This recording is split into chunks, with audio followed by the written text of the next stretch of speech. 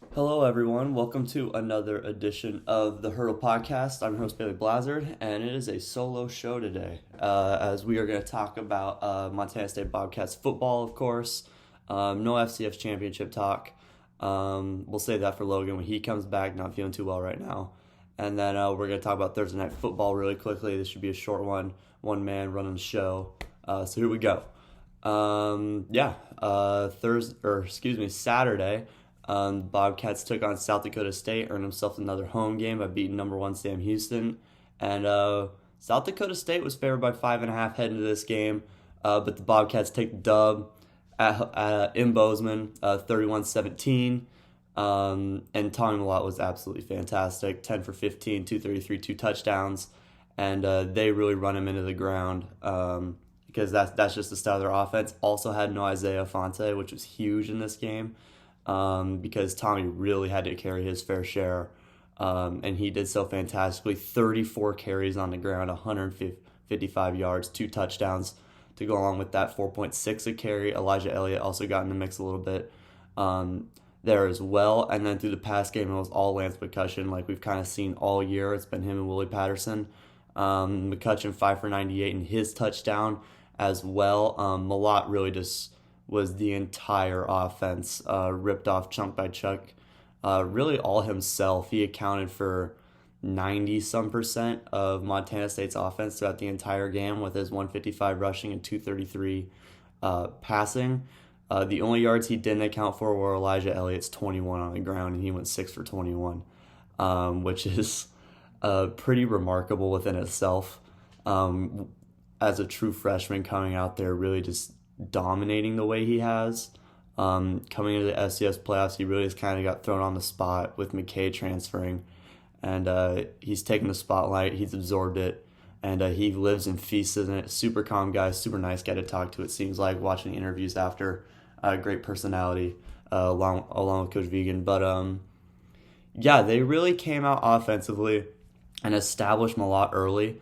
It seemed like they were really just going to the ground game. He was ripping off about 5-yard chunks very early on. And in the first quarter, for the first 10 minutes or so, it seemed like it could be one of those defensive slugfests. But then the big plays started coming. Mellott connects with Nate Stewart on a 64-yard touchdown pass with about 3 minutes left.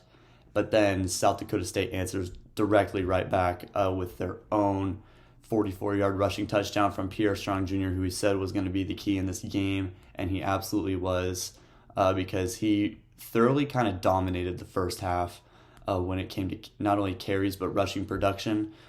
He was absolutely fantastic in the first half. And then the Janke brothers for South Dakota State also added on their fair share. Jackson and Jaden. Jackson was 6 for 97, and then Jaden with 5 for 80 and a touchdown. I believe that one came in the second half, if I'm not mistaken, of that game, or of this game here, or excuse me, second quarter. As he's the one who took the 14-10 lead with about 6:55 left in the second. But all around, it was really a fantastic game. You really can't ask for much more, especially in the first half. How back and forth it was, constant lead changes. Mellott with a 5-play, 75-yard touchdown. 4-yard touchdown run himself, walking, great blocking up front to convert in the red zone there. And that's really how MSU gets most of their offenses through the chunk plays. They like to take yards by the 15s and 20s. And then when they get into the red zone, they like to take it by the 4s and 5s and really run it with Mellott there when the field shrinks, because you just don't have as much field to work with. So when you have a powerful run game, that really helps your offense in the red zone. And that clearly showed with Mellott in this game, as he was absolutely fantastic. South Dakota State did have more total yards, but Montana State defensively really locked in on Pierre Strong Jr. and the run game in the second half, because you really saw that was the big, if you watch the game, that was the huge beneficiary for South Dakota State early in the Jackrabbits. Was Strong Jr. was getting going early. He had that 44-yard rip, but he was taken off by chunks. And after that, they really honestly shut him down. Strong Jr. with 14 for 94 and a touchdown, 6.7 a carry. But you look at the rest of the team, Isaiah Davis, the backup, 9 carries for 13 yards. Oladukin, the quarterback, 8 carries for 10 yards. That includes sack yardage in there, because that's just how college football rolls when they do their stats. But yeah, we're looking at 1.4 and 1.3 yards a carry there, so the backup really couldn't get anything going neither when they subbed him in to get the run game going. And it was really on Oladukin to get as much done as he could potentially without turning the ball over, and that's a tough task against a Montana State defense that has proven time and time again to be the best in the FCS so far this year. But his go-to guy was Tucker Kraft. The size of this tight end, the elusiveness. He's a very gifted young SCS talent that I had never heard of coming in this game. He really showed himself because that's who Oladukin turned to on every third down when they wanted to convert. It was Tucker Kraft over and over and over again, and he converted time and time again as he had 6 catches for 96, second on the team in receiving. But honestly, I think he was the most clutch player for them. And he's a giant. He's a freshman, 6'5", 255, right out of South Dakota himself. And he's a young stud that's looking to prove a lot, I think. He definitely did in this game. Dude's going to be a beast in these next couple of years. He's going to be a force to be reckoned with because he just gets open. He's a great route runner. And then with that size, he can block up on the front end. So he was absolutely a star for South Dakota State this game. And Daniel Hardy also for Montana State defensively. I mean, you always have your Troy Andersons heading that front 7 up there. But Daniel Hardy really came through, had 2 fumble recoveries in this game, he was absolutely unstoppable. I believe he had 2.5 sacks as well. He was just a force to be reckoned with up front, along with, of course, Valdez, the freshman. He was fantastic in this game. Really, the whole defense, especially shutting down South Dakota State's run game in the second half, was absolutely fantastic. You couldn't really ask for much more when it came to Montana State and their front 7 in the second half, manhandling South Dakota State's run game and putting all the pressure on their offensive line to block and pass pro situations and convert clutch third downs, which South Dakota State did do time and time with Tucker Kraft, but there's only so many times you can turn to that. And that's where Montana State really started to flex their muscles, was in that third and fourth quarter, shutting down Pierre Strong, even though he still had 6.7 a carry. The 44-yard gain does help that, but really shutting down everyone else around him. So that way Oladukin had to make the plays himself, and when it came crunch time, the defensive line was able to force pressure with just a 4-man rush, which is so key if you can get guys to the quarterback with a limited amount of guys rushing, because then you got more in coverage, of course, and that just allows for that more balanced Montana State defense that you see when they can get pressure with 4. They're almost impossible to score against because their secondary is also elite, and they did a great job. No Akeda in this game either, so the safeties really stepped up and showed that they can play in this game. But credit to South Dakota State. They played really well, honestly, in the first half. Just when that run game got shut down, there was really no plan B for them. And Montana, they just couldn't stop Mellott. With Montana State on offense, Mellott, hands down, started the game. I was a little bit skeptical of his ability to throw the ball, especially in clutch third downs. But he never forced third down, because every time they got to third down, it was 3rd and 3, 3rd and 4, because they were ripping off little chunks here and there, and then when they threw it on first down, they were going for the 20 to 25-yard gains. You saw the 64-yarder to Nate Stewart. So absolutely incredible game. I'm sure it would have been fun to have Logan here to talk about the atmosphere a little bit. The place was more than capacity, sold out, so the stadium was rocking. Fans were loving it. And the Bobcats have a journey to Frisco, Texas to take on FCS powerhouse North Dakota State, the team that just can't stop producing NFL talent quarterbacks, Trey Lance, Carson Wentz, just to name a couple, especially here in these last few years, that are proving themselves at the NFL level, and very high draft picks. So North Dakota State, they definitely know what they're doing, and watching their game with James Madison, they also played really well. They have a tremendous lockdown defense. Number 6, their corner, had one of the best picks I have ever seen one-handed pick, basically to seal the game against James Madison with about 3 minutes left in the fourth. So North Dakota State is also very loaded, but we'll get into more of their matchup when Logan comes back, so we can preview the FCS Championship.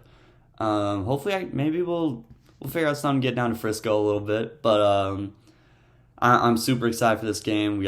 Each team has 3 weeks to prepare. It's gonna be a slugfest, I think, down in Texas, between the Bison and the Bobcats, Frisco. Couldn't be more excited for that matchup. But moving on to tonight's matchup, more importantly in the NFL, this one isn't 3 weeks away. This one's in about 20 minutes as this episode's probably coming out. The San Francisco 49ers are headed to Tennessee to take on the Tennessee Titans in Nashville at Nissan Stadium. Still no Derrick Henry for the Tennessee Titans. They're still rocking Deonta Foreman as he is healthy coming into this game. The Niners will be missing Eli Mitchell again, heading to running back core. So look for Debo to get his fair share.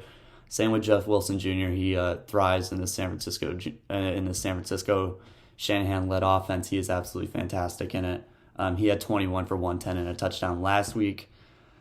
As far as who's going to win this game, A.J. Brown is returning for Tennessee, which that will be huge. We'll get to see A.J. Brown and Julio Jones rock it out together. Honestly, first time in a while that we've really seen that. But when Tannehill's still on the ball, he hasn't been great this year. A 1-to-1 touchdown to interception ratio, 14 touchdowns, 14 picks. And Garoppolo hasn't turned the ball over a lot in recent weeks.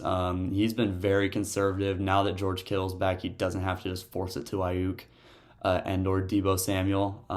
It allows for Deebo to be pushed back in the backfield a little more, have him get carries along with his 3 catches for 60 yards because he's great run after the catch. All these guys, that's how San Francisco really runs their offense. They love the run after catch, especially when you have George Kittle heading that offense. So Shanahan gets favorable, 2 of the top 12 coaches in the league, probably, in my opinion. I think it's going to be a great matchup. Tennessee's still pushing for that 1 seed so they can get Derrick Henry that extra rest week, which I don't know if they know how crucial that is, but Casey's got the 1 seed right now at 10-4. Tennessee's sitting at 9-5. They're 5-2 at home. San Fran's 5-2 on the road, and San Fran's won 5 out of their last 6. They are on fire right now. Like we said, Garoppolo's not turning the ball over. The defense is playing absolutely fantastic. And then you got Eli Mitchell when he plays. He's great. If not, Jeff Wilson. And then Ayuk has really stepped up to the plate, taking those second targets as now Debo has moved to the backfield. And Kittle's he's still a top 3 tight end. No ifs, ands, or buts about it. That's where he belongs, absolutely, is in the top 3. And he's made his presence felt since his return. Now, he's only had 1 game under 100 yards, and that was last week where he had 97, I believe. So, it's really, honestly, I think it'd be a great matchup. San Francisco is favored by 3.5 coming into this game on the road, which surprises me a little bit. Tennessee doesn't have a fantastic defense. I think San Francisco is more talented all around. I think they're better coached. People are sleeping on Shanahan as a coach, in my opinion. What he's done with this roster is absolutely fantastic. He's had to deal with the injuries, and now that they're all back and they're still 8-6, riding hot, he's really had these guys on a roll, which I think can't be understated. As far as who am I going to pick in this game, I think I would take Tennessee to cover, but I like San Francisco by 3, 27-24 in this game. I think Tennessee, of course, their whole goal is to get the run game going. And, excuse me. And Deonta Foreman was fantastic last week, but even with the run game, Pittsburgh completely dominated him in the second half. I mean, Foreman had 22 for 110, if I'm not mistaken. And Tannehill still wasn't really able to produce a lick of anything in terms of throwing the ball. He gets his number 1 weapon back. He has Julio Jones, so there are no excuses for Tannehill not to be able to throw this rock down the field and create chunk plays, which I think A.J. Brown is going to have 1 or 2 of them against a San Francisco secondary that is lackluster in talent a little bit. I mean, Tart and I believe they still have Jimmy Ward. They're decent safeties. The corners don't really stand out. I mean, Josh Norman's like their second or third best corner, if I'm not mistaken. So that does kind of suck. And Tennessee is going to have no Tillawine guarding that left side for Tannehill, so his blind side is going to be a little weak.